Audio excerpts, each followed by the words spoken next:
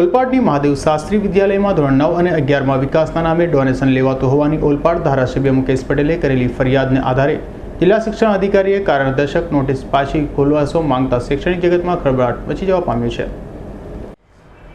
સુરતના ઓલપાડ તાલુકાના બાળકોની વિદ્યાપીઠ સમાન ઓલપાડ તાલુકા આઝાદ દિન સ્મારક કેળવણી મંડળ સંચાલિત મહાદેવ શાસ્ત્રી વિદ્યાલયમાં શાળાના વિકાસ માટે ₹700 અને ₹1000 અનુક્રમે ધોરણ 9 અને 11ના પ્રવેશ સમયે વિકાસના નામે ડોનેશન લેવાય છે। એવી ધારાસભ્ય મુકેશ પટેલે ફરિયાદ કરી હતી। ટ્રસ્ટ સંચાલિત મહાદેવ શાસ્ત્રી વિદ્યાલય ઓલપાડ ગ્રાન્ટેડ શાળા છે। આથી શાળાના પ્રવેશ સમયે ડોનેશન ઉઘરાવવું એ ગેરકાયદેસર છે। એવી ફરિયાદ કરતા સુરત જિલ્લા શૈક્ષણિક અધિકારી દ્વારા આ શાળાના આચાર્ય અને ટ્રસ્ટના પ્રમુખને કારણદર્શક નોટિસ પાઠવવામાં આવી હતી અને ગુજરાત માધ્યમિક અને ઉચ્ચતર માધ્યમિક શિક્ષણ બોર્ડ ગાંધીનગરને શાળાની માન્યતા રદ કરવા અંગેની ભલામણ કેમ ન કરવી એ બાબતનો ખુલાસો માંગતા શૈક્ષણિક જગતમાં ખળભળાટ મચી ગયો હતો। આ બાબતે ફરિયાદ કરનાર ધારાસભ્ય શું જણાવે તે સાંભળીએ।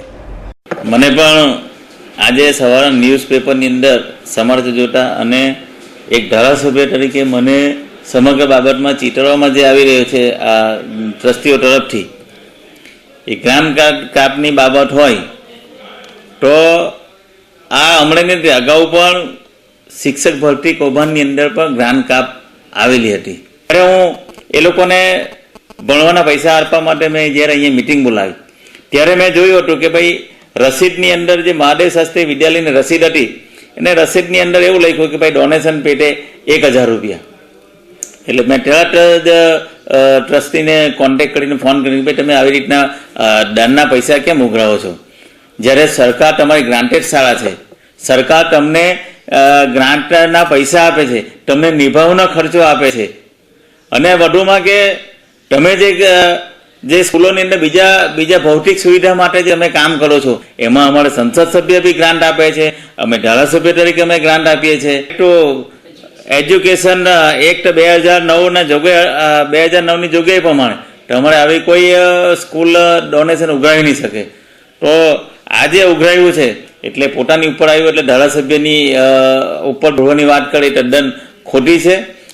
ઓલપાડ તાલુકાના 74 ગામડાઓને આવરી લેતી આ શાળાના માત્ર કોમ્પ્યુટર ફી જ લેવામાં આવે છે, જેથી વિદ્યાર્થીઓની ફી રસીદ પણ આપવામાં આવે છે તેમજ ઈચ્છુકો દ્વારા જે રૂપિયા અપાય છે તેનો ટ્રસ્ટ દ્વારા અસ્વીકાર કરવામાં આવે છે, જેનો શાળાના વિકાસમાં ઉપયોગ થાય તેવું ટ્રસ્ટના પ્રમુખે કહ્યું છે। અરે ઓલપાડ આઝાદ કેળવણી મંડળ સંચાલિત 10 હાઈસ્કૂલ અને 1 આશ્રમ શાળા ચાલે છે અને જે અત્યારે અમને સોકોસ નોટિસ આપી છે એમાં મહાદેવ શાસ્ત્રી વિદ્યાલયને 25% ગ્રાન્ટ કાપ કરી અને સ્કૂલ બંધ કરવાની નોટિસ મળી છે। ખરેખર સત્યથી વેગળી છે। અમે કોઈ પણ વિદ્યાર્થી પાસે કે વાલી પાસે કોઈ જાતનું ડોનેશન લીધું નથી અને ઓલપાડ આઝાદ કેળવણી મંડળના નામે જે કંઈ દાન ફાળો આવે છે એ અમે સ્વીકાર્યો છે અને એની રસીદ આપી છે। મુકેશભાઈની હરાહર ખોટે છેલ્લા 15 વર્ષથી ઓલપાડ આઝાદ કેળવણી મંડળને એક પણ MP ફંડ કે MLA ફંડની ગ્રાન્ટ મળી નથી। ઓલપાડ તાલુકા આઝાદ દિન સ્મારક કેળવણી મંડળના પ્રમુખ ધનસુખભાઈ પટેલે ઓલપાડના ભાજપના માજી ધારાસભ્ય છે, ત્યારે ભાજપના માજી ધારાસભ્ય સામે ભાજપનું ચાલુ ધારાસભ્ય મુકેશ પટેલે આંગળી ચિંતા રાજકારણમાં પણ ગરમાટો આવી ગયો છે। ત્યારે મામલે આવનારા દિવસોમાં શું નિર્ણય લેવાય તે જોવું રહ્યું। Naresh Patel, S9 news, Olpad.